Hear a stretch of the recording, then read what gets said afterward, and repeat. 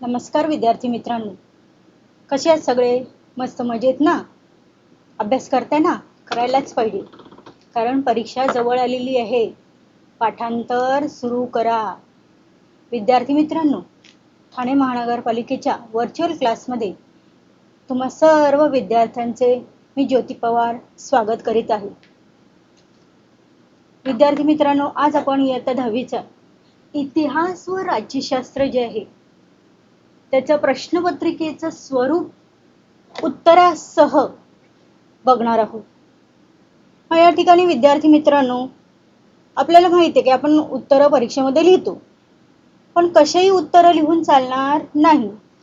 तर उत्तर कसं लिहावं ते आपल्याला या ठिकाणी काय करायचंय बघायचं आहे.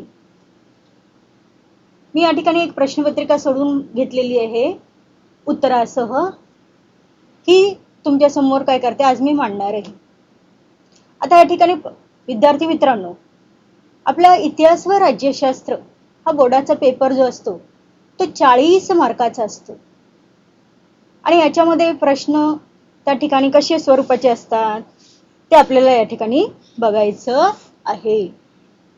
बघा, प्रश्न पहिला असतो तो म्हणजे दिलेल्या पर्यायापैकी योग्य पर्याय निवडून पुढील विधाने पुन्हा लिहा. आता या ठिकाणी 3 पर्याय आपल्याला दिलेले आहेत आणि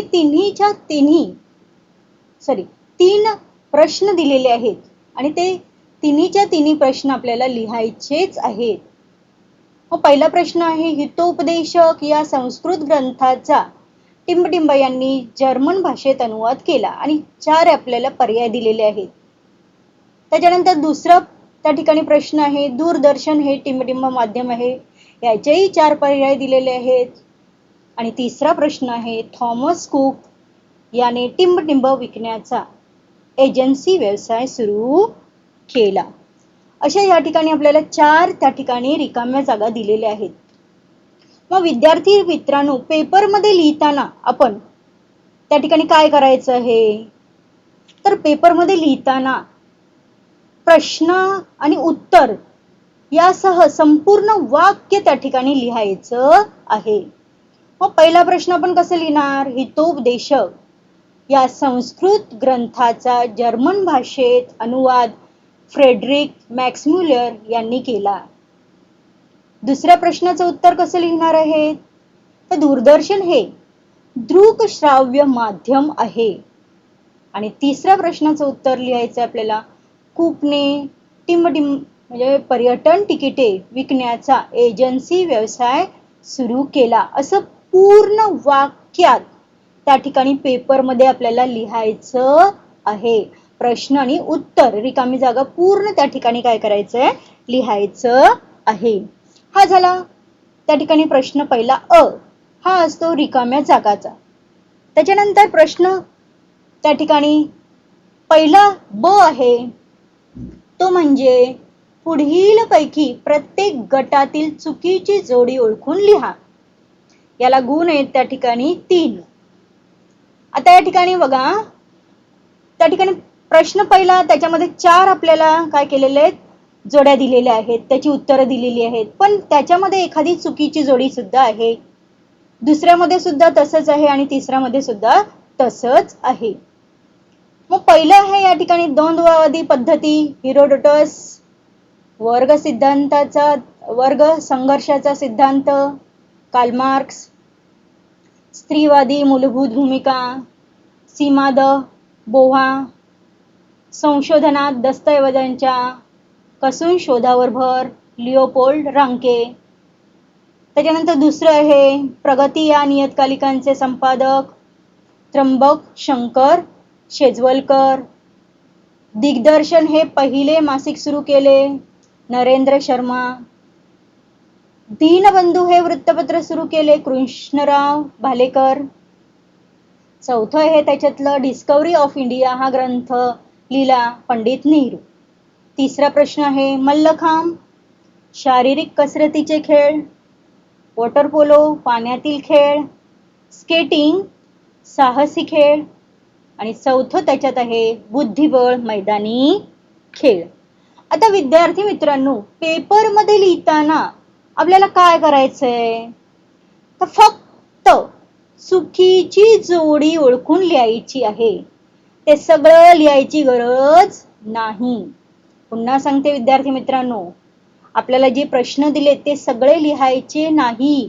फक्त त्यातली चुकीची जोडी कोणती आहे ती ओळखून लिहायची. मग मी इथे लिहिलेलं बघा, पहिलं द्वंद्ववादी पद्धती, त्याचं उत्तर दिलेलं बघा हेरोडोटस पहिल्याचं. दुसरं दिलेलं उत्तर दिग्दर्शन हे पहिले मासिक सुरू केले नरेंद्र शर्मा. तिसऱ्याचं उत्तर दिलेलं आहे बुद्धिबळ मैदानी खेळ. असंच उत्तर त्या ठिकाणी बोर्डाच्या पेपरला आपल्याला त्या ठिकाणी लिहायचं आहे. त्याच्यानंतर विद्यार्थी मित्रांनो, प्रश्न दुसरा आहे तो म्हणजे दिलेल्या सूचनेप्रमाणे कृती करा. कोणतेही 2 लिहायचे आणि गुण आहे त्या ठिकाणी 4. आता या ठिकाणी आपल्याला संकल्पचित्र या ठिकाणी दिलेले आहेत, 3 दिलेले असतात. त्याच्यापैकी आपल्याला फक्त किती लिहायचे आहेत? 2.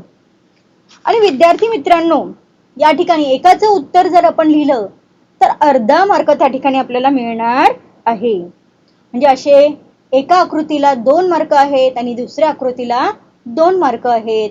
असं त्या ठिकाणी एकूण 4 मार्क आपल्याला दिलेले आहेत. मग या ठिकाणी पहिल्याचं उत्तर बघा, आग्र्याचा किल्ला. भारतातील जागतिक सांस्कृतिक वारसा स्थळे कोणती आहे? त्याचं उत्तर बघा, पुन्हा बघा, भारतातील जागतिक सांस्कृतिक वारसा स्थळे कोणती आहेत? आता तिथे आपल्याला उत्तर दिलेलं आहे एक आग्र्याचा किल्ला दिलेला आहे. मग दुसऱ्या याच्यात आपण लिहिणार अजिंठा व वेरूळची लेणी. तिसऱ्या याच्यात लिहिणार महाबलीपुरम येथील मंदिर. चौथ्या याच्यात त्या ठिकाणी लिहिणार आहोत खजुराहो येथील मंदिरे. 5व्या याच्यात लिहिणार आहोत कोणार्कचे सूर्य मंदिर. आणि 6व्या याच्यात मात्र आपल्याला उत्तर दिलेले आहे ताजमहल.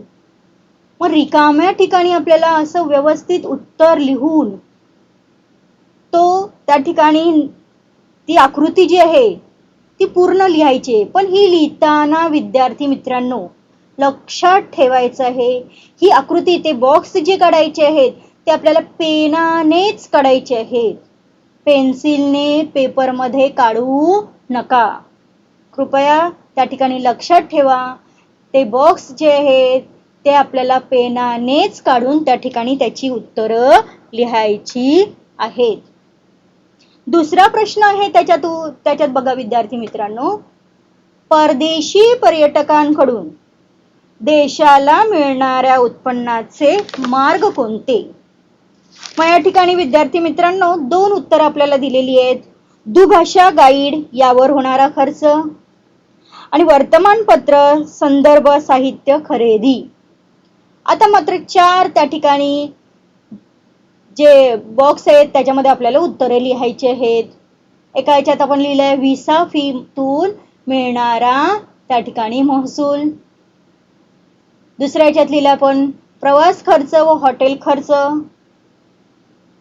त्याच्यानंतर पुढच्या बॉक्समध्ये लिहिलेलं आहे पर्यटन स्थळांची प्रवेश फी.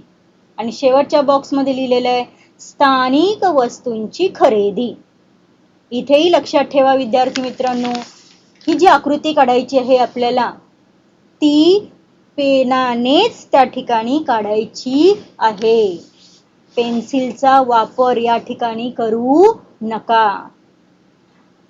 एवढं मात्र त्या ठिकाणी विद्यार्थी मित्रांनो लक्षात ठेवा. त्याच्यानंतर प्रश्न 5वा जो आहे तो म्हणजे थोडक्यात टिपा लिहा. त्याच्यापैकी आपल्याला लिहायचे आहेत कोणतेही 2 आणि गुण आहेत 4. आता या ठिकाणी टिपा मात्र आपल्याला किती दिलेल्या आहेत? 3 दिलेल्या आहेत. त्याच्यातल्या सोडवायच्या किती आहेत? 2 सोडवायच्या आहेत. आता या ठिकाणी विद्यार्थी मित्रांनो तुम्हाला आता समजा तिसरी येत असेल तर तुम्ही पहिली तिसरी लिहिलात, पण तिथे प्रश्नाचं उत्तर लिहिताना त्याच्यातला प्रश्नातला कोणता प्रश्न आपण सोडवतो त्याचाच त्या ठिकाणी नंबर जो आहे तो घालायचा आहे. प्रश्न 3रा सोडवताय 3रं, असं लिहायचं तिथे. आता इथे मी पहिला लिहिलेलं आहे वंचितांचा इतिहास पहिला घेतलाय, त्याच्यामुळे मी बघा तिथे लिहिताना तसंच लिहिले प्रश्न पहिल्याचे उत्तर. आता हे उत्तर सुद्धा या ठिकाणी 4 मुद्दे आहेत आणि 4 मुद्द्यांना अर्धा अर्धा त्या ठिकाणी मार्क आहे, असे एकूण 2 मार्क एका त्या ठिकाणी टिपेला आहेत. मग त्या ठिकाणी मुद्दे लिहिताना सुद्धा एकाखाली एक त्या ठिकाणी लिहायचे आहे.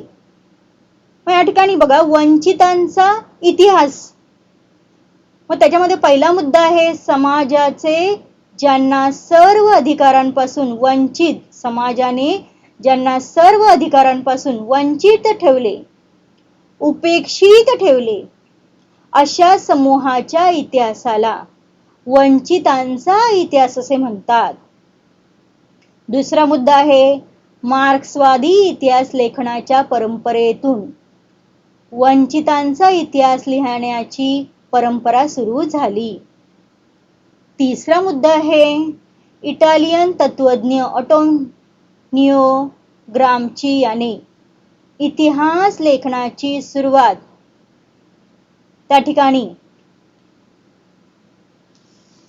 बघा समाजाच्या तळाशी असलेल्या सर्वसामान्य लोकांकडून करण्याची कल्पना मांडली. चौथा मुद्दा आहे भारतात महात्मा फुले व आंबेडकर यांच्या लेखनात वंचितांचा इतिहासाचा विचार दिसून येतो.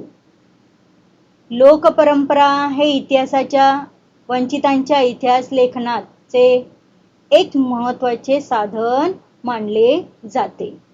असं 4 मुद्दे इथे विद्यार्थी मित्रांनो काय करायचे आहेत, लिहायचे आहेत, तरच तुम्हाला त्या ठिकाणी 2 मार्क मिळणार आहेत. त्याच्यानंतर विद्यार्थी मित्रांनो दुसरी त्या ठिकाणी मी टीप घेतलेली आहे, त्याला नंबर सुद्धा बघा तिथे दिलेला आहे 2 नंबर, प्रसार माध्यमांची आवश्यकता. मग याच्यात पहिला मुद्दा बघा त्या ठिकाणी विद्यार्थी मित्रांनो, प्रसार माध्यमामुळे जग अधिक जवळ आले आहे, कारण त्यामुळे माहिती क्षणार्धात जगाच्या एका टोकापासून दुसऱ्या टोकापर्यंत पोहोचते. माहितीचा मुक्त प्रवाह समाजात पोहोचण्यासाठी प्रसार माध्यमांची गरज असते. दुसरा मुद्दा आहे त्याच्यामध्ये प्रसार माध्यमामुळे लोकांना घटना प्रत्यक्षात पाहायला मिळतात, माहितीची देवाणघेवाण होते आणि अद्ययावत ज्ञानाचा प्रसार होतो. त्याच्यातला तिसरा मुद्दा आहे प्रसार माध्यमामुळे मनोरंजन होते, तसेच शैक्षणिक व्यावसायिक प्रगतीसाठी आवश्यक असलेली माहिती ग्रामीण व दुर्गम भागापर्यंत पोहोचवली जाते. असं या ठिकाणी उत्तर जे आहे हे आपल्याला काय करायचं, लिहायचं आहे. आणि विद्यार्थी मित्रांनो बोर्डाच्या पेपरमध्ये लिहिताना जरा लक्षात ठेवा, तिथे एक बॉक्स असतो एकदम वरती, तिथे तुम्ही कोणता प्रश्न सोडवताय, प्रश्न पहिला सोडवताय, दुसरा सोडवताय, ते त्या ठिकाणी काय करायचंय, लिहायचं आहे आणि कॉलम आखून घ्यायचे आहेत आणि मग त्याच्यामध्ये त्या ठिकाणी लिहायचं आहे. त्याच्यानंतर प्रश्न तिसरा जे आहे ते म्हणजे पुढील विधाने सकारण स्पष्ट करा. आता या ठिकाणी आपल्याला विधानं दिलेली आहेत, 4 विधानं दिलेली आहेत, त्यापैकी 2 सोडवायचे आहेत, त्याला गुण आहेत 4. मग या ठिकाणी बघा मी विद्यार्थी मित्रांनो त्याच्यातलं दुसरं विधान घेतलेलं आहे. पहिलं विधान आहे इतिहासातील स्त्रियांच्या स्थानाचा नव्याने विचार होणे आवश्यक होते. दुसरा प्रश्न आहे आजच्या काळात परदेशात जाण्याचे प्रमाण वाढत आहे. तिसरं आहे 6 जानेवारी हा दिवस महाराष्ट्रात पत्रकार दिन म्हणून साजरा केला जातो. आणि चौथं आहे खेळण्याद्वारे इतिहासावर प्रकाश पडतो. अशी 4 विधानं दिलेली आहेत आपल्याला स्पष्ट करण्यासाठी. मग यातलं मी या ठिकाणी बघा विद्यार्थी मित्रांनो दुसरं घेतलेलं आहे. तिथे क्रमांक सुद्धा तोच दिलेला आहे. पेपरमध्ये लिहिताना सुद्धा जो प्रश्न लिहितोय त्याचाच क्रमांक त्या ठिकाणी लिहायचा आहे. मग इथे मी दुसरा प्रश्न घेतलेला आहे. आजच्या काळात परदेशात जाण्याचं प्रमाण वाढत आहे.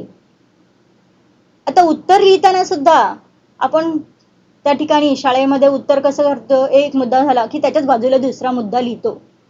तसं आपल्याला पेपरमध्ये करायचं नाही. तर मुद्दे लिहिताना एका खाली एकच आले पाहिजेत.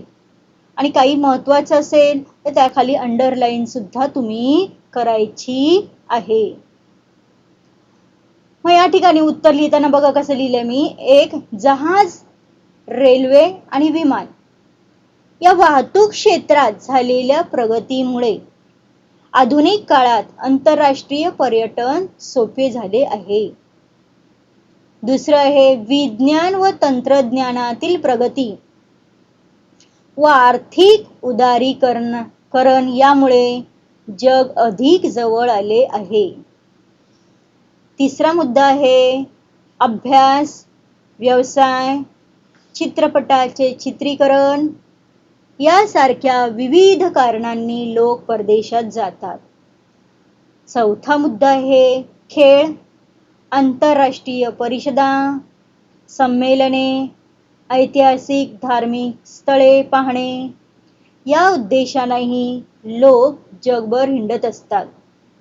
त्यामुळे आजच्या काळात लोकांचे परदेशात जाण्याचे प्रमाण पूर्वीपेक्षा त्या ठिकाणी वाढलेले आहे.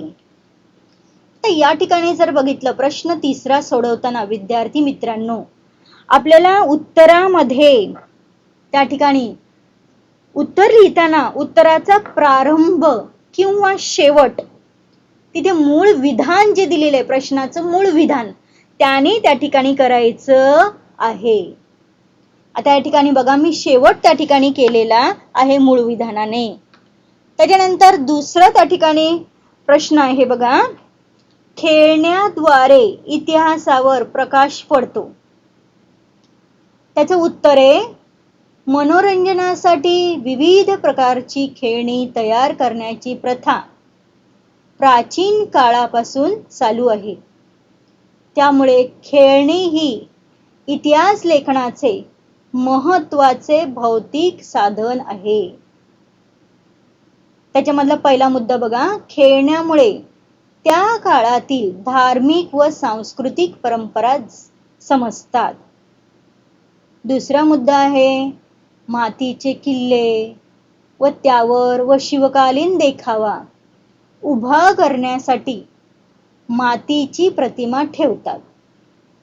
त्यावरून किल्ल्यांच्या रचनेचा अभ्यास होतो. तिसरा मुद्दा आहे उत्खननात पॅपेई शहरात सापडलेल्या भारतीय हस्तिदंती बाहुलीवरून भारत व रोम यांच्या प्राचीन संबंधावर प्रकाश पडतो. आणि चौथा मुद्दा आहे मोहेंजोदडो येथील उत्खननात सापडलेल्या खेळण्यावरून तत्कालीन पद्धती, पोशाख, खेळांचे प्रकार आणि तंत्रज्ञान यांची माहिती होते. आणि इथे बघा विद्यार्थी मित्रांनो मी शेवट करताना त्या ठिकाणी प्रश्नाने केलेला आहे म्हणून खेळण्याद्वारे इतिहासावर प्रकाश पडतो. लक्षात ठेवा प्रश्न तिसऱ्यामध्ये शेवट करताना आपल्याला मूळ विधान त्या ठिकाणी लिहायचं आहे.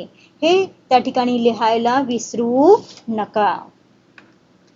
त्याच्यानंतर पुढचा प्रश्न आहे विद्यार्थी मित्रांनो पुढील परिच्छेद काळजीपूर्वक वाचून त्याखाली दिलेल्या प्रश्नांची उत्तरं लिहा. आता 2 मिनिटं त्या ठिकाणी काय करायचं आपण हा पूर्ण परिच्छेद वाचायचा आहे. आणि वाचल्यानंतर त्याखाली प्रश्न दिलेले आहेत बघा विद्यार्थी मित्रांनो. आता त्या ठिकाणी पहिला प्रश्न दिलेला आहे भारत एक खोज ही मालिका कोणत्या ग्रंथावर आधारित आहे, याला 1 मार्क आहे. दुसरं आहे भारत एक खोज या मालिकेचे दिग्दर्शन कोणी केले, याला सुद्धा 1 मार्क आहे. आणि तिसरा जो प्रश्न आहे, भारत एक खोज ही मालिका लोकप्रिय ठरण्यास कोणते घटक कारणीभूत असावेत असे तुम्हाला वाटते, याला मात्र विद्यार्थी मित्रांनो 2 मार्क लिहायचे, 2 मार्क आहेत. आता या ठिकाणी जर बघितलं विद्यार्थी मित्रांनो, या प्रश्नांची उत्तरं लिहिताना मात्र ती उत्तरं आपल्या भाषेत त्या ठिकाणी लिहायची आहेत.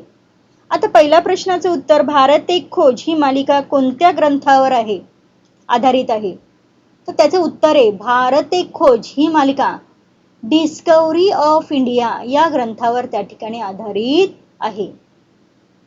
दुसरं आहे भारत एक खोज या मालिकेचे दिग्दर्शन कोणी केले, त्याचं उत्तर आहे भारत एक खोज या मालिकेचे दिग्दर्शन श्याम बेनेगल यांनी केलेलं आहे. आता तिसऱ्या प्रश्नाला उत्तर त्या ठिकाणी आपल्याला मोठं लिहायचं आहे, कारण त्याला मार्क आहेत 2. या ठिकाणी बघा प्रश्न तिसऱ्याचं उत्तर, त्या ठिकाणी प्रश्न आहे भारत एक खोज ही मालिका लोकप्रिय ठरण्यास कोणते घटक कारणीभूत असावेत असे तुम्हाला वाटते. त्याचा पहिला मुद्दा आहे, प्रश्न तिसऱ्याचा पहिला मुद्दा, भारत एक खोज या मालिकेने भारताच्या प्राचीन काळ ते अर्वाचीन काळाचा सामाजिक, सांस्कृतिक आणि राजकीय इतिहास मांडला आहे. दुसरा मुद्दा आहे हडप्पा संस्कृती, वैदिक काळ, रामायण महाभारताचा अन्वयार्थ, मौर्य कालखंड, तुर्क अफगाण आणि मोगलांचे आक्रमण, मुघल कालखंड आणि मुघल बादशहाचे योगदान, भक्ती चळवळ, छत्रपती शिवाजी महाराजांचे कार्य, समाज सुधारणा चळवळी आणि स्वातंत्र्य संग्राम, अशा अनेक घटना या मालिकेतून मांडल्या गेल्या.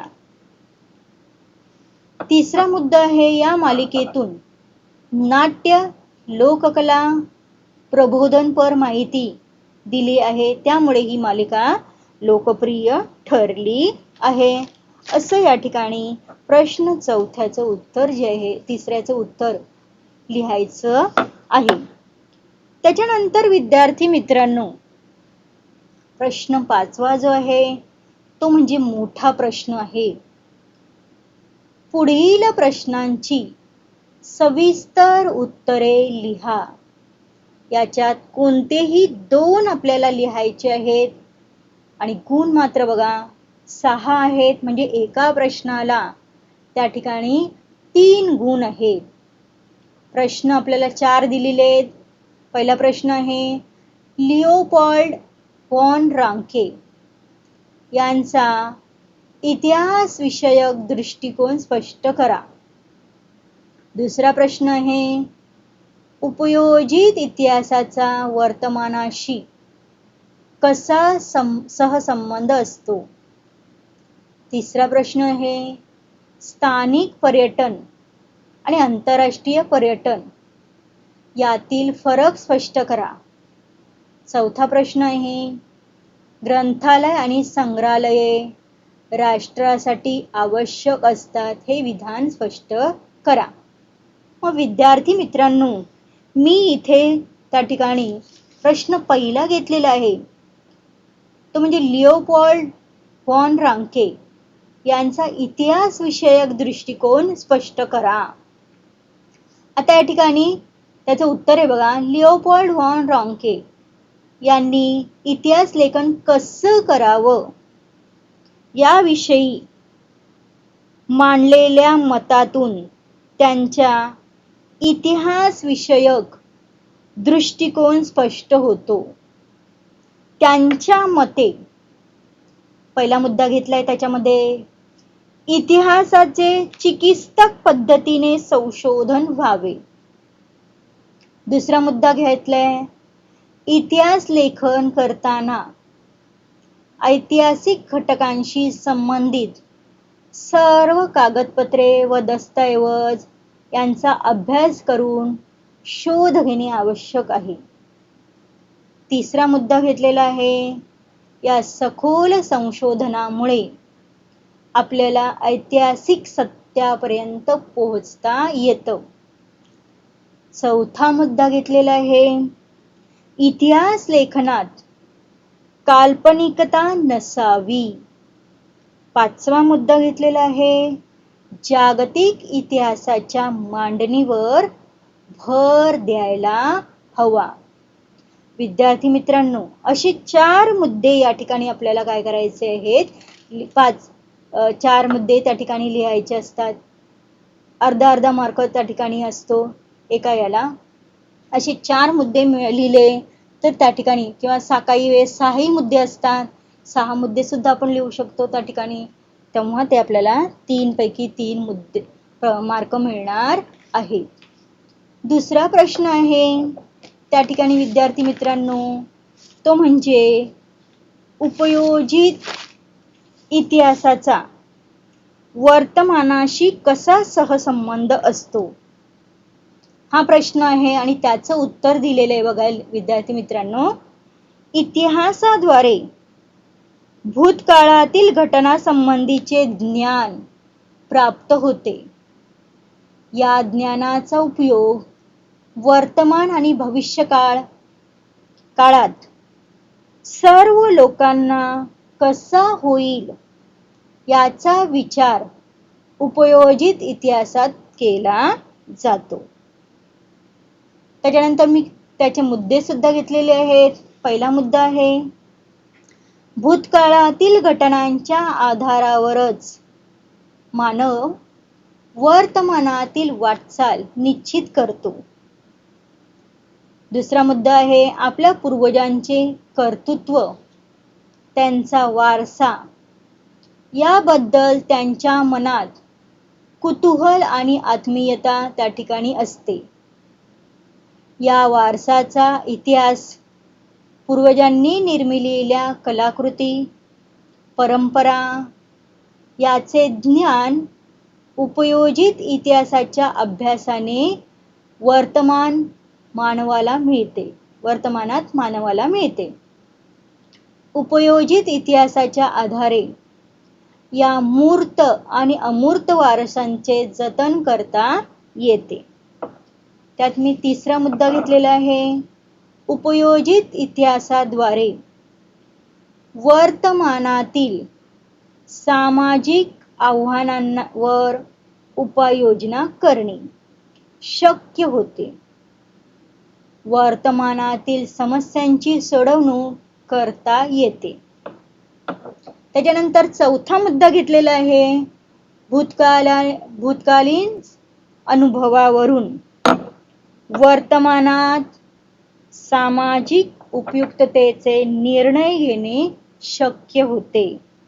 आणि पाचवा मुद्दा आहे, उपयोजित इतिहासाच्या अभ्यासाच्या आधारे वर्तमानाचे यथायोग्य आकलन आणि भविष्यासाठी दिशादर्शन त्या ठिकाणी होते. असं त्या ठिकाणी पूर्ण वाक्यांमध्ये त्या ठिकाणी व्यवस्थित उत्तर काय करायचं आहे, मुद्देसूद लिहायचं आहे.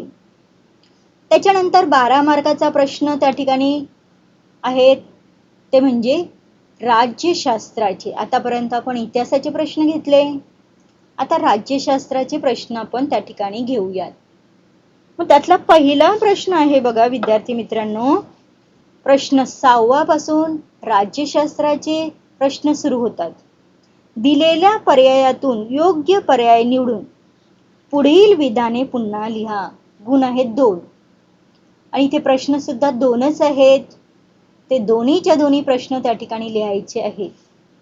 प्रश्न पहिला त्यातला रिकामी जागा बघा, पुढील पैकी कोणत्या कायद्याद्वारे महिलांना त्यांचे स्वातंत्र्य जपण्यासाठी आणि स्वतःचा विकास साधण्यासाठी अनुकूल वातावरण निर्माण केले आहे. इथे 4 पर्याय दिले. माहितीचा अधिकार कायदा, दुसरा आहे हुंडा प्रतिबंध कायदा, तिसरा आहे अनुरक्षक कायदा, चौथा आहे यापैकी कोणताही नाही. दुसरं त्या ठिकाणी दिलेलं आहे शेतीचे उत्पादन वाढण्यासाठी आणि अन्नधान्य स्वयंपूर्ण होण्यासाठी टिंबटिंब करण्यात आली आहे. आता या ठिकाणी उत्तर लिहिताना विद्यार्थी मित्रांनो आपल्याला पूर्ण वाक्यात लिहायचं. मी इथे फक्त उत्तर लिहिलेलं आहे, तसं न करता तुम्ही पूर्ण वाक्यामध्ये त्या ठिकाणी उत्तर लिहायचंय. कसं लिहायचंय? पुढीलपैकी कोणत्या कायद्याद्वारे महिलांना त्यांचे स्वातंत्र्य जपण्यासाठी आणि स्वतःचा विकास साधण्यासाठी अनुकूल वातावरण निर्माण केले आहे? त्याचं उत्तर तिथे लिहायचंय हुंडा प्रतिबंध कायदा. दुसरं आहे शेतीचे उत्पादन वाढण्यासाठी आणि अन्नधान्याबाबत स्वयंपूर्ण होण्यासाठी हरित क्रांती करण्यात आली. असं पूर्ण वाक्य लिहून त्या रिकाम्या जागेच्या खाली अंडरलाईन सुद्धा करायची आहे विद्यार्थी मित्रांनो. लक्षात राहील विद्यार्थी मित्रांनो. त्याच्यानंतर पुढचा प्रश्न 7वा आहे तो म्हणजे सुखी बरोबर ते लिहा. हे सकारण स्पष्ट करा. बघा त्याच्यापैकी कोणतेही 2 लिहायचे आहेत. गुण आहेत 4.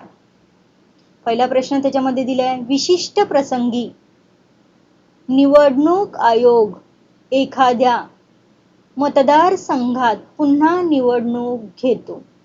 दुसरा प्रश्न आहे चळवळीला खंबीर नेतृत्वाची गरज नसते.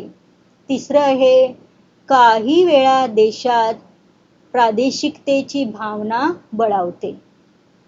आता उत्तर लिहिताना कसं लिहायचंय हे या ठिकाणी बघा. पहिलं त्या ठिकाणी वाक्य आपल्याला लिहायचंय ते विधान बरोबर आहे की चूक आहे हे पहिलं विधान त्या ठिकाणी लिहून मग मुद्दे लिहायचे. आता इथे मी पहिला प्रश्न घेतलाय विशिष्ट प्रसंगी निवडणूक आयोग एखाद्या मतदारसंघात पुन्हा निवडणूक घेतो. उत्तर आहे हे विधान बरोबर आहे.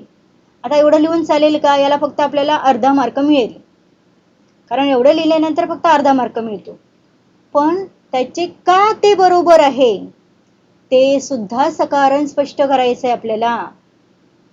मग त्या ठिकाणी बघा मी लिहिलेलं आहे पहिला मुद्दा काही वेळा विधानसभेचा किंवा लोकसभेचा एखादा सदस्य प्रतिनिधित्वाचा राजीनामा देतो.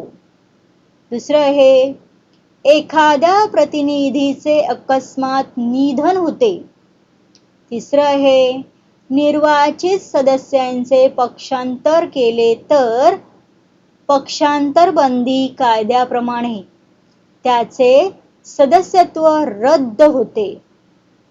अशा वेळी त्या ठिकाणी संघाची कामे कोण करणार हा प्रश्न निर्माण होतो. म्हणून निवडणूक आयोग त्या जागेसाठी पोटनिवडणुका करतात.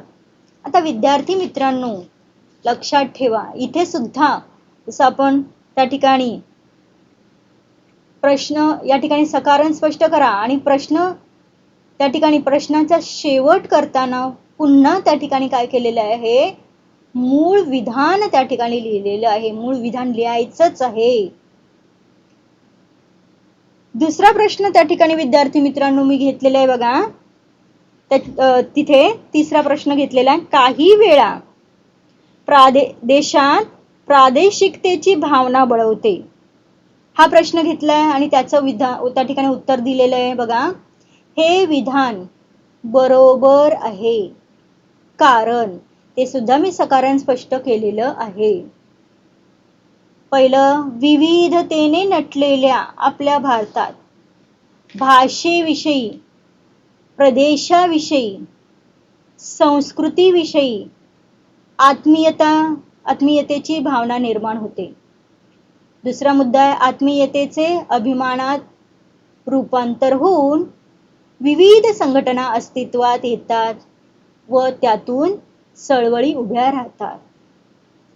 तिसरा मुद्दा आहे आपल्या प्रदेशाचा विकास, साधन सामुग्री व रोजगाराच्या संधीवर आपला हक्क, अशा प्रादेशिक अस्मिता प्रबळ होऊन देशात प्रादेशिकतेची भावना त्या ठिकाणी बळावते.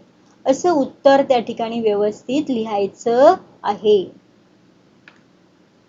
त्याच्यानंतर प्रश्न 8वा आहे विद्यार्थी मित्रांनो, पुढील संकल्पना स्पष्ट करा. आता या ठिकाणी 2 संकल्पना त्या ठिकाणी दिलेल्या आहेत आपल्याला. त्यापैकी कोणतीही एक लिहायची आहे. त्याला गुण आहेत 2. त्यातला बघा, या ठिकाणी हक्काधारित दृष्टिकोन, दुसरा आहे कामगार चळवळ. आता मी इथे लिहिताना बघा, प्रश्न दुसरा घेतलेला आहे कामगार चळवळ आणि त्याचं उत्तर घेतलेलं आहे. मग त्या ठिकाणी लिहिताना सुद्धा प्रश्न दुसऱ्याचं उत्तर, प्रश्न पहिला टाकायचा नाही. तिथे जो प्रश्न आपण लिहितोय त्याचाच नंबर घालायचा आहे. मग प्रश्न दुसऱ्याचं उत्तर, त्यातला पहिला मुद्दा, 1850 नंतर भारतात कापड गिरण्या, रेल्वे कंपन्या असे उद्योग सुरू झाले. या औद्योगिकरणामुळे देशात कामगारांचा मोठा वर्ग निर्माण झाला. दुसरा मुद्दा आहे, पुढे त्यांच्या समस्या वाढल्या. या समस्या सोडवण्यासाठी 1920 मध्ये ऑल इंडिया ट्रेड युनियन काँग्रेसची स्थापना झाली. तिसरा मुद्दा आहे विद्यार्थी मित्रांनो, स्वातंत्र्योत्तर काळातही कामगारांचे प्रश्न सोडवण्यासाठी युनियनची स्थापना झाली आणि 1960 व 1980 पर्यंत कामगार चळवळीचा प्रभाव त्या ठिकाणी होता. आणि 1980 नंतर मात्र मुंबईतील कापड गिरणी कामगारांचा संप अयशस्वी झाल्यानंतर हळूहळू ही चळवळ विखुरली व कमकुवत झाली. असं व्यवस्थित एका प्रश्नाचं उत्तर जे आहे ते लिहायचं आहे. आता विद्यार्थी मित्रांनो, इथे प्रश्न 8वा ब आहे, दिलेल्या सूचनांप्रमाणे कृती करा. आता याच्यामध्ये सुद्धा विद्यार्थी मित्रांनो 2 कृती दिल्या जातील आणि त्याच्यापैकी आपल्याला एक कृती जी आहे ती सोडवायची आहे.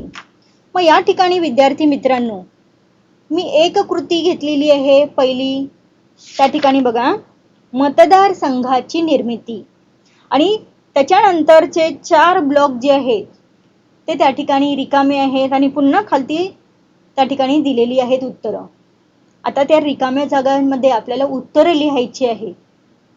मग त्या ठिकाणी दुसऱ्याचं उत्तर तिथे लिहिलंय, मतदार याद्या निश्चित करणे. पुढे आहे तिसरं, उमेदवाराकडून नामांकन पत्र व छाननी. चौथं लिहिलेलं आहे निवडणूक प्रचार. 5वं लिहिलेलं आहे प्रत्यक्ष मतदान, आणि पुन्हा आपल्याला त्या ठिकाणी लिहून दिलेले आहेत उत्तर. बघा, अशी 4 रिकाम्या जागा ज्या आहेत त्या आपल्याला त्या ठिकाणी त्याच्यामध्ये भरायच्या आहेत. हे संकल्पचित्र आहे आणि या संकल्पचित्रामध्ये एक रिकामी जागा भरताना त्याला आपल्याला अर्धा मार्क मिळतो. त्याच्यामुळे 4च्या 4 रिकाम्या जागा आपण भरल्या त्याच्यामधल्या, तर त्या ठिकाणी 2 पैकी 2 त्या ठिकाणी मार्क जे आहेत हे मिळणार आहेत. त्यानंतर विद्यार्थी मित्रांनो, शेवटचा प्रश्न आहे, पुढील प्रश्नांची थोडक्यात उत्तरं लिहा. त्याच्यामध्ये 2 दिलेले आहेत प्रश्न, त्यापैकी कोणताही एक लिहायचा आहे. गुण आहे 1. आता त्याच्यामध्ये मी पहिला प्रश्न बघा, निवडणूक आयोगाची कार्य स्पष्ट करा. दुसरा आहे भारतातील शेतकरी चळवळीचं स्वरूप स्पष्ट करा.